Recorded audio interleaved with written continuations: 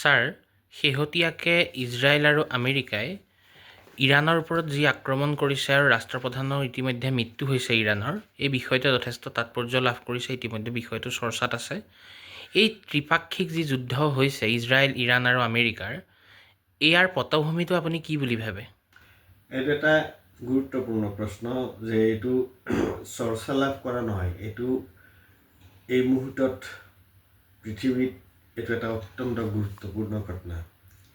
আমি এটা কথা জানো যে এতিয়া এফালে ৰাছিয়া আৰু ইউক্ৰাইনৰ যুদ্ধ হৈ আছে, এফালে তোমাৰ সৌসিদিনালৈকে এতিয়া অকণমান সামান্য খাম কাটিছে তোমাৰ গাজাত ইজৰাইলৰ আক্ৰমণ, ইজৰাইলী অত্যাচাৰ।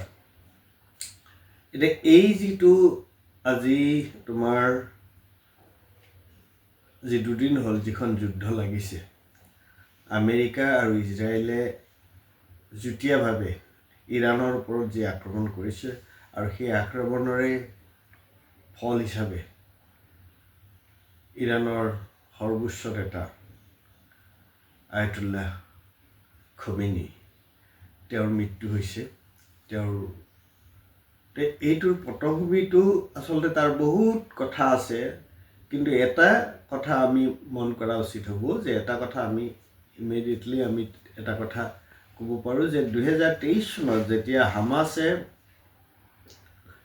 ইজৰাইলত আক্ৰমণ কৰিছিল, তেতিয়াৰ পৰাই এই পটভূমিটো ৰচনা হৈছিল আৰু তাৰ আগৰ পৰাই আচলতে ইৰাণৰ ওপৰত ইজৰাইল আৰু আমেৰিকাৰ চকু আছিল। এতিয়া প্ৰশ্নটো হ'ল তেতিয়া হামাছৰ লগত যেতিয়া ইজৰাইলৰ যেতিয়া এই সংঘৰ্ষ হৈছিল, তেতিয়া ইৰাণে হামাছক সমৰ্থন দিছিল। আৰু এই তেতিয়াৰ পৰা আমি মাজতেও আমি দেখা পাইছিলোঁ যে 2025 জুনত ইজৰাইলে ইৰাণ আক্ৰমণ কৰিছিল, মনত আছেনে? ইৰাণ আক্ৰমণ কৰিছিল আৰু সেই যুঁজখন 12 দিন চলিছিল। আৰু তেতিয়া কিন্তু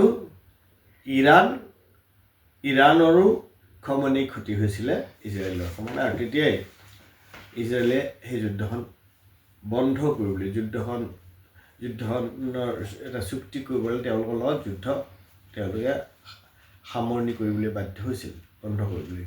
কিয়নো ইজৰাইলৰ ওপৰতো ইৰাণে মিছাইল দি, ৰবট দি আক্ৰমণ কৰিছিল। তাৰ পিছত আমেৰিকা আৰু ইজৰাইলে সৌসিদিনালৈকে ইৰাণৰ লগত মৈত্ৰী চুক্তি কৰি আছিল। আৰু আটাইতকৈ গুৰুত্বপূৰ্ণ কথা হ'ল এইটো যে এই চুক্তিখন যেতিয়া প্ৰায় শেষ পৰ্যায় পাইছিল, তেতিয়াই আমেৰিকা আৰু ইজৰাইলে লগ লাগি ইৰাণৰ ওপৰত আক্ৰমণ চলালে। এতিয়া বহুতে কৈ আছে যে আচলতে তেওঁলোকে চুক্তি কিয় কৰিছিল। আচলতে চুক্তিটো তেওঁলোক আমেৰিকা আৰু ইজৰাইলৰ চুক্তি কৰাটো তেওঁলোকৰ এটা, আমি যে কওঁ যে বাহানা, এটা প্ৰিটেক্সট, অজুহাতেই আছিল। তেওঁলোকে আচলতে চুক্তি কৰি নি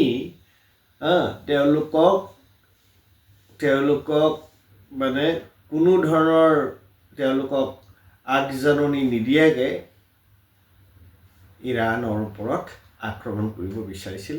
আৰু যিটো আমি দুদিন আগতে দেখা পালোঁ, আৰু কালি খমেনিৰ মৃত্যু হ'ল। এতিয়া প্ৰশ্নটো হৈছে যে এখন সাৰ্বভৌম দেশত বাহিৰৰ শক্তিয়ে, USA এনেকুৱাকৈ আক্ৰমণ কৰাৰ কিবা যুক্তি আছেনে?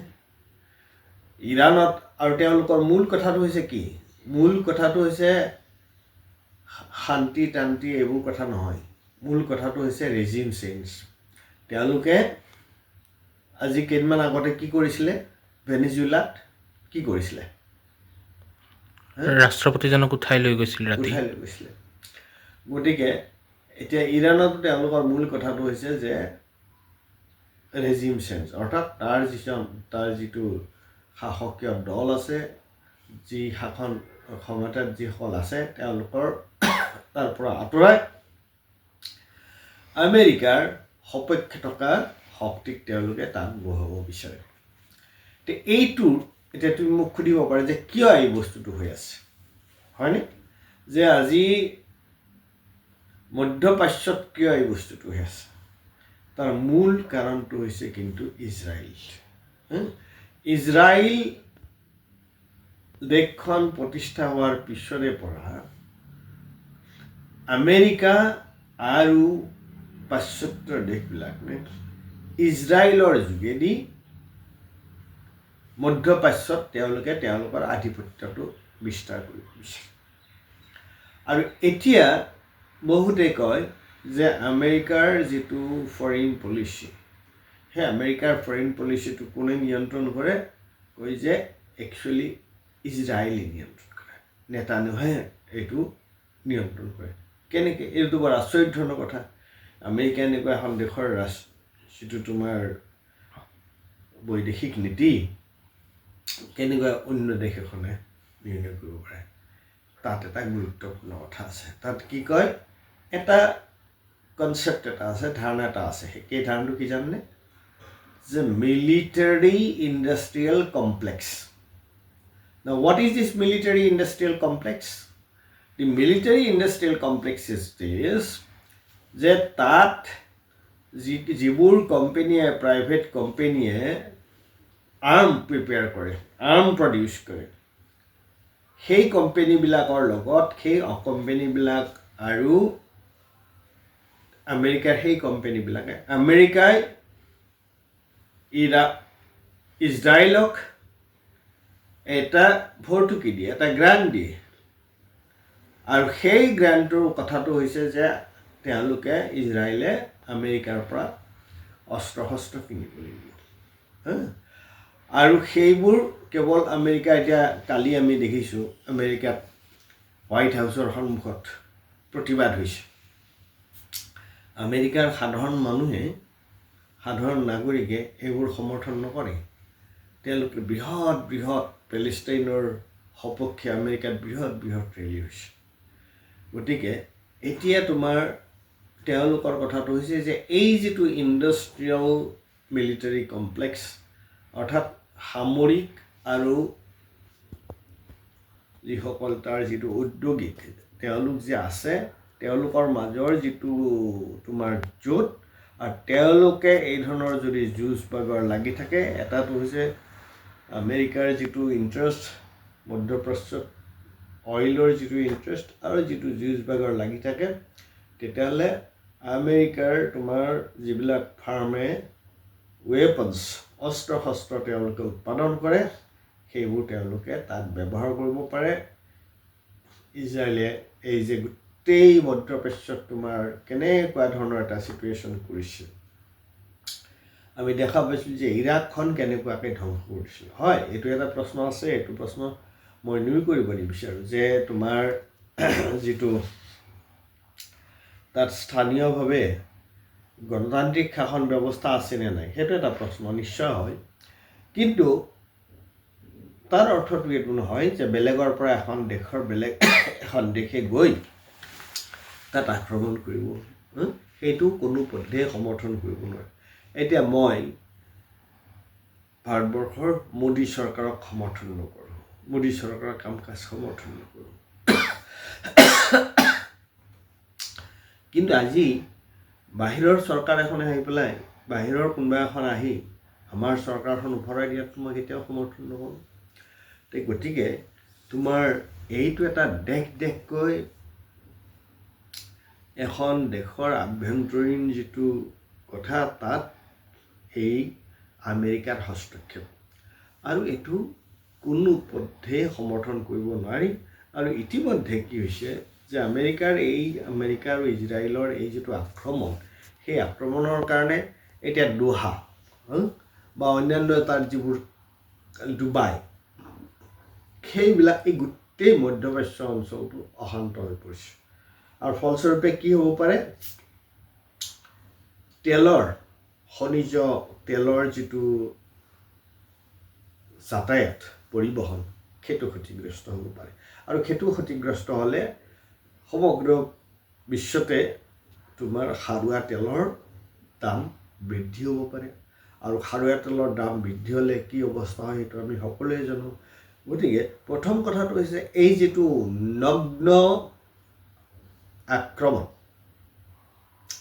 আমেৰিকা আৰু ইজৰাইলৰ যি সময়ত আমেৰিকা আৰু ইজৰাইলৰ লগত ইৰাণে আলোচনা কৰি আছিল চুক্তি কৰি আছিল সেই সময়ত আমেৰিকা আৰু ইজৰাইলে ইৰাণক আক্ৰমণ কৰি তেওঁলোকে সেইখন দেশত এইটো এটা মই ক'ম যে এইটো এটা অত্যন্ত গৰ্হিত কাম আৰু ইয়াৰ যোগেদি এখন দেশৰ যিটো সাৰ্বভৌমত্ব সেই সাৰ্বভৌমত্বৰ ওপৰত এটা নগ্ন আক্ৰমণ ছাৰ আৰু এটা প্ৰশ্ন আছে যে আজি কেইদিনমানৰ আগতে ভাৰতবৰ্ষৰ প্ৰধানমন্ত্ৰী নৰেন্দ্ৰ মোদীয়ে ইজৰাইল ভ্ৰমণ কৰিছিল ইজৰাইলত তেখেতে এটা অসামৰিক সন্মানো লাভ কৰিছে এতিয়া এই ভাৰতবৰ্ষ যিহেতু ইজৰাইল ভ্ৰমণ কৰিছিল এই ক্ষেত্ৰত ভাৰতবৰ্ষৰ স্থিতিটো কেনেকুৱা এইটো চোৱা ভাৰতবৰ্ষৰ অল এলং ভাৰতবৰ্ষ সেই 85ৰ দিনৰ পৰা গোষ্ঠী নিৰপেক্ষতাৰ দিনৰে পৰা ভাৰতবৰ্ষই কেতিয়াও ভাৰতবৰ্ষ সদায় পেলেষ্টাইনৰ সপক্ষে আছে ভাৰতবৰ্ষৰ লগত ইৰাণৰ এটা খুব ভাল সম্পৰ্ক আছে বহুত পুৰণা সম্পৰ্ক গতিকে দুদিন আগতে এইটো এটা অত্যন্ত আপচু কথা হৈছে যে ইজৰাইলে ইৰাণ আক্ৰমণৰ দুদিন আগতে ভাৰতবৰ্ষৰ প্ৰধানমন্ত্ৰী নৰেন্দ্ৰ মোদীয়ে গৈ ইজৰাইলৰ প্ৰধানমন্ত্ৰীৰ লগত তেওঁলোকৰ মাজত যি মিলা মিছা আৰু যিবোৰ ছবি আমি দেখা পাইছোঁ সেইবোৰ আচলতে আমাৰ দেশখনে ভাৰতবৰ্ষই এতিয়ালৈকে মধ্যপ্ৰাচ্য সম্পৰ্কত যি নীতি লৈ আহিছিলে সেই নীতিৰ পৰিপন্থী আৰু মোদীয়ে হৈছে ভাৰতৰ প্ৰধানমন্ত্ৰী যিয়ে গৈ বাৰে বাৰে ইজৰাইললৈ গৈছে ইয়াৰ আগতেও গৈছে আৰু বহুতে এই ধৰণৰ এই যিটো পেগাছাছ বা অন্যান্য ভাৰতবৰ্ষৰ লগতো ইজৰাইলৰ সামৰিক চুক্তিৰ প্ৰশ্নটো আহিছে ইয়াৰ আগতে কিন্তু কেতিয়াও এইটো নাহিছিলে মই কংগ্ৰেছ চৰকাৰৰ কথা জৱাহৰলাল নেহৰুৰ কথা ইন্দিৰা গান্ধীৰ কথা নকওঁ কিন্তু অটল বিহাৰী বাজপেয়ীও এইটো কেতিয়াও সমৰ্থন কৰা নাছিল গান্ধীয়ে এইটো সমৰ্থন কৰা নাছিল গান্ধীয়ে পেলেষ্টাইনৰ ইছ্যুটো পেলেষ্টাইনৰ পক্ষে মাত মাতিছিল গতিকে এতিয়া এইটোৱে কিন্তু ভাৰতবৰ্ষৰ যিটো পজিশ্যন ভাৰতবৰ্ষৰ যিটো স্থিতি সেইটো আন্তঃৰাষ্ট্ৰীয় পৰ্যায়ত বিশেষকৈ যিসকলে গণতন্ত্ৰৰ পক্ষে থিয় হয় যিসকলে প্ৰত্যেকখন দেশৰ যিটো স্বাধীনতা আৰু গণতন্ত্ৰৰ পক্ষে যিসকল থিয় হয় তেওঁলোকৰ কাৰণে ভাৰতবৰ্ষৰ এই যি বৰ্তমানৰ যিটো স্থিতি আৰু বিশেষকৈ যুদ্ধ লগাৰ দুদিন আগতে গৈ প্ৰধানমন্ত্ৰীয়ে যে গৈ একেবাৰে গলাগলি কৰি ইজৰাইলৰ প্ৰধানমন্ত্ৰীৰ লগত নেতান্যাহুৰ লগত সেইটোৱে কিন্তু এটা বেয়া বাৰ্তা এটা একচুৱেলি প্ৰেৰণ কৰিছে আৰু ভাৰতবৰ্ষই যদি অতি সোনকালে ভাৰতবৰ্ষই এই ইজৰাইলৰ ওপৰত ইৰাণৰ ওপৰত যি আক্ৰমণ আমেৰিকা যুক্তৰাষ্ট্ৰ আৰু ইজৰাইলৰ যি যুটীয়া আক্ৰমণ মই ভাবোঁ যে ভাৰতবৰ্ষই এইটোক গৰিহণা দিয়া উচিত আৰু তেতিয়াহে হয়তো বিশ্বৰ মানসত বিশ্বৰ যি এই গণতান্ত্ৰিক দেশসমূহৰ আগত সন্মুখত ভাৰতবৰ্ষৰ সন্মানটো অকণমান বাচিব গতিকে ভাৰতবৰ্ষই বৰ্তমানৰ যিটো অৱস্থান যিটো স্থিতি সেইটো কিন্তু কোনোপধ্যেই সন্মানজনক